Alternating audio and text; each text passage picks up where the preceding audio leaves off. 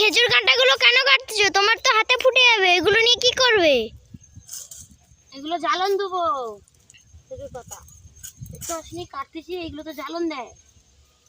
কাঁটা থাক, ছোট করে কেটে আর জ্বালন দেবো। তো ওইগুলো তুমি তো এরকম করে কাটলে তোমার হাতে ফুটে যাবে।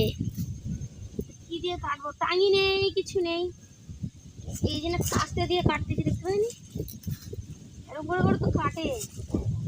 যদি তোমার হাতে ফুটে যায় তাহলে কি করবে? ফুটে গেছে তো, আমার হাতে কতগুলো ফুটেছে, ঘরে গিয়ে বার করবো। কি করবো? কে কেটে দিবে? তোর বাপকে কেটে দেয় এগুলো? আমি তো কাটি। কতগুলো হাতে ফুটে গেছে, এইগুলো এগুলো সব হাতে ফুটেছে। জ্বালন দিতে হবে তো, জ্বালন নেই কিছু না। নাড়া কাটলুম, তারপরে যে এগুলো কেটে কেটে জ্বালন দেবো।